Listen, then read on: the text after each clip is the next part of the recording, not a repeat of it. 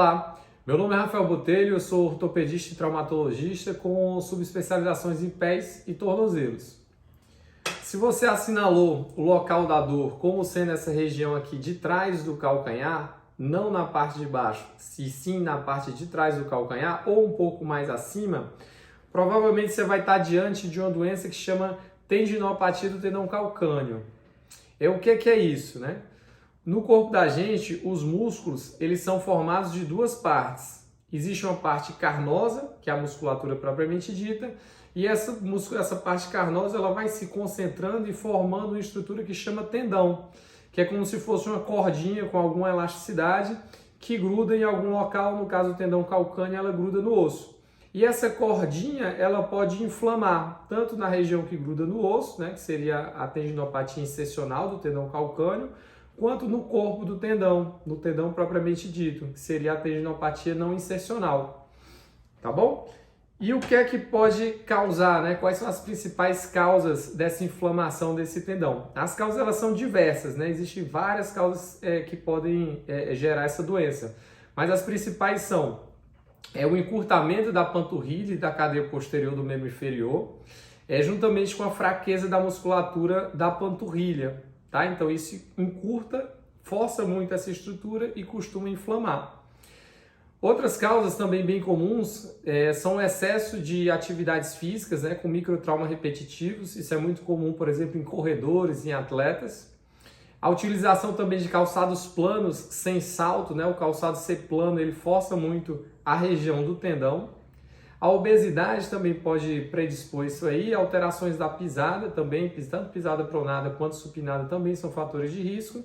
E outras causas menos comuns, mas também que existe, até a utilização de medicações pode causar, como por exemplo anticoncepcionais orais e alguns tipos de antibióticos também podem causar essa doença.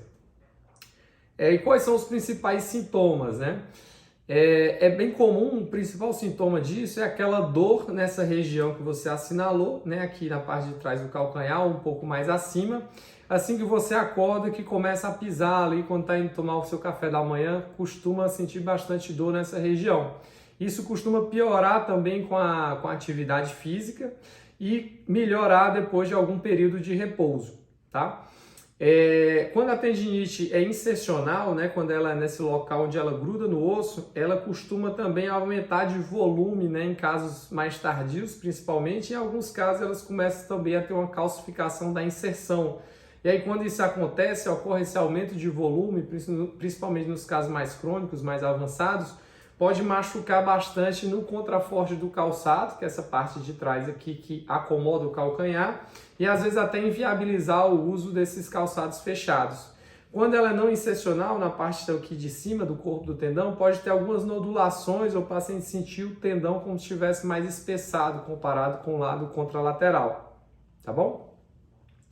E como você deve confirmar isso? Primeira medida, procurar o ortopedista, de preferência com subespecialização em pés e tornozelos, que ele facilmente vai conseguir fazer o diagnóstico clínico disso.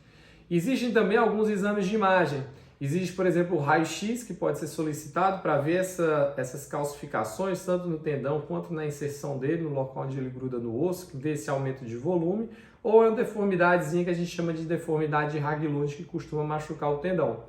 O ultrassom também consegue ver o espessamento do tendão e sua qualidade, e da mesma forma a ressonância consegue ver tudo isso de uma forma bem detalhada, tá bom? E quais medidas a gente pode tomar inicialmente para já ter um alívio inicial desses sintomas?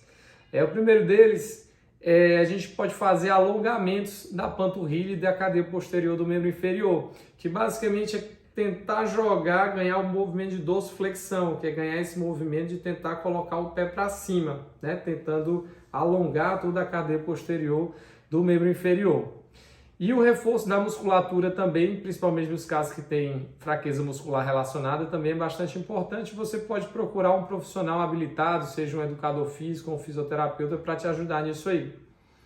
A segunda coisa que a gente pode fazer são as mudanças dos calçados, né? Como eu falei, calçados planos, né, retos, sem salto, ele costuma gerar uma sobrecarga nessa região do tendão. Então, o ideal é utilizar sempre calçados com um saltinho atrás, né? Nesse caso da tendinopatia do tendão calcâneo, teoricamente, quanto maior o salto, mais alívio você vai ter dessa dor. Só que cuidado com saltos muito altos, porque vai prejudicar outras regiões do pé. Então o homem deve evitar, por exemplo, sandália japonesa, sapatilhas e sapatênis, né? Sapatos sem salto, né? Planos, e priorizar utilizar então sapatos com salto atrás, seria o sapato social ou o tênis de corrida, e algumas sandálias também mais difíceis de achar, mas também existem as sandálias com salto atrás. Nas mulheres, da mesma forma, tem que evitar sandália japonesa, sapatilha e rasteirinha, e priorizar sapatos com saltinho atrás, tipo Anabela, mas pode também ser bota ou tênis de corrida. Em relação à atividade física, o que a gente tem que evitar, né?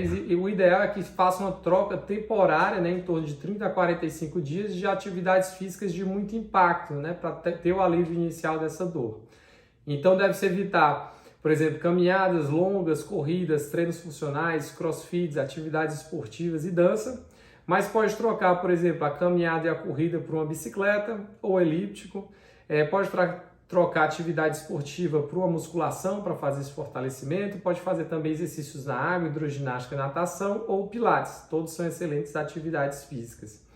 Existem também algumas palmilhas que a gente costuma prescrever para esses pacientes, né? Basicamente a palmilha é o quê? É ter um salto na parte de trás. Existem até umas palmilhas estéticas que as pessoas usam para ganhar altura, que podem ser utilizadas ou de qualquer material que seja, contando que tenha um saltinho atrás, que isso ajuda também a relaxar o tendão e aliviar as dores da mesma forma do salto no calçado.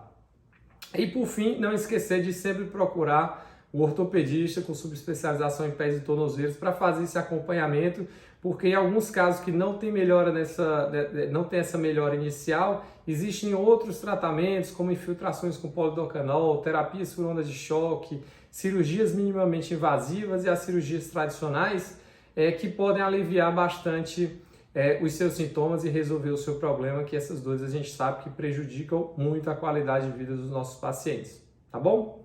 Obrigado!